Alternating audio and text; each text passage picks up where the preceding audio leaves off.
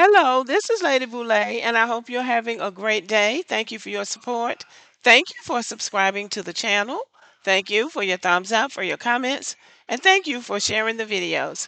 Thank you for all you do to support the channel. And yes, we are commanded to love one another, whether we want to or not, or whether we agree with each other or not. And people are still trying to gaslight black Americans and frighten and shame black Americans into getting involved in what's going on out there in California. Now, they're not bothering the Asians or the Indians or the white people. They are coming for black Americans. And it's starting to get irritating. And these black immigrants, and I know that's who they are, keep trying to say they're coming for you next. If you think they're not going to come for you, and black people keep telling they've already come for us. They've been coming for us all the time. And guess what? There hasn't been anybody there to fight with us. So if they come for us again, we'll do what we always do. We'll stand on our own 2 feet. That's what we will do. They keep talking about, well, if they're going to come for these people and they're going to come for those people and then they're going to come for you. Well, you need to go back and read a book. You need to pick up the Constitution and see how prominently black people are mentioned in the Constitution. Look at the laws that have been passed in the United States. Look at the Jim Crow laws. Look at the black codes. They've always come for us, and you haven't been anywhere around to help. So now all of a sudden we need to be scared because they're going to come for us. And then what? You won't be any help. All these people that are running their mouth about if they when they come for black people are not going to be any help to us because you can't help yourself. The problem is that these people do not want to fight their own battle. They want somebody else out there fighting for them. And black people finally learned a lesson about that. We ain't coming out there to fight for you, especially for you being here illegally when they told you to get out, to stop running across the border illegally, and when Donald Trump told you that he was going to begin mass deportation on the first day, which is what he did. So now it's all about black people not joining in a fight because they might come for us. They have already come for us. And the big thing is when they come for us, you won't be any help. You never have been. Nobody has been any help for us except a few white people. So when they come for us, the same people who have been there for us will be there, a few white people. And everybody else will be cowering at home under the bed or behind the bushes, scared like you are now. And young blacks are making videos about this day after day after day, telling these Latino people, you are anti black. Why would we even want to come out here and fight for you? And when you ask them to stop using the N word, they double down on it. So nobody's going to come out and fight for you. And the ones who want to come and fight for you, let them. But the majority of black people don't seem to be in that mindset. So you're going to have to fight for yourself.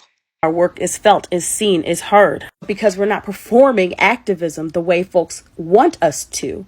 Like, here, girl, march in the street for us, here, girl. Because we're not responding to that. Now we're being shamed as if we did something wrong. Yes, we need to acknowledge there's a lot of stuff going on, and there is a fight for everybody in this fight. These folks out here who are actively committing harm against multiple communities are multitaskers, and so there is a fight for everybody. We're not going to sit here and pretend that amends don't need to be made. The same folks that people are following and amplifying that told them not to vote, that told them to vote for people who weren't viable, or told them to vote for what's happening right now, still making money off these apps, have pivoted to skits. Never mind the revolution that they called for. They don't know how to lead because they don't know how to be in community, which was proven to us in November. Before you get on these platforms talking about what black folks are doing, one, why are you worried about what black folks are doing and not your goals for the things that you're advocating for? Number two, who says we're not doing things? Just because we're not standing in the front lines doesn't mean we're not actively working. And three,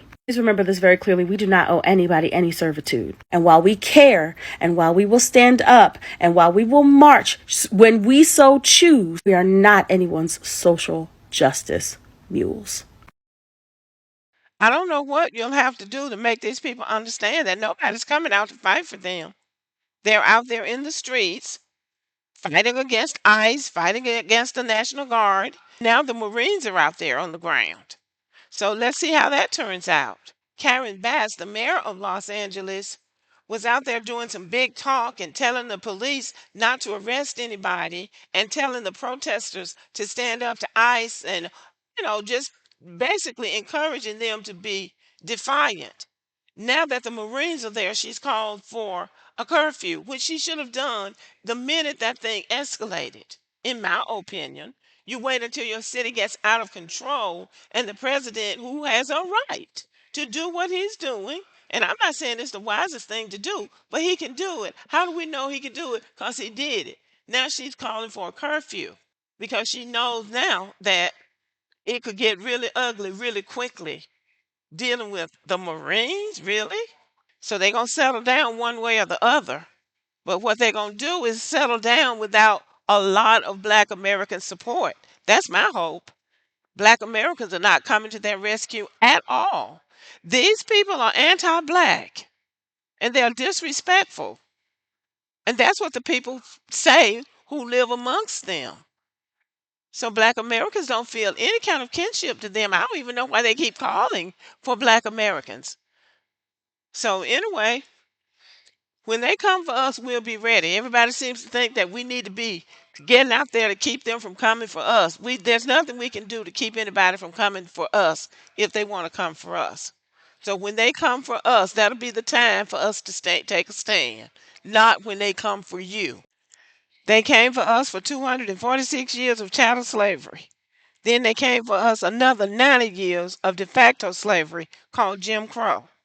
And people really need to get familiar with the laws of the United States before they start running their mouth. So when they're talking about they're going to come for you, they're going to come for you, you don't even know what you're talking about. You just out here want somebody to come and fight your battle.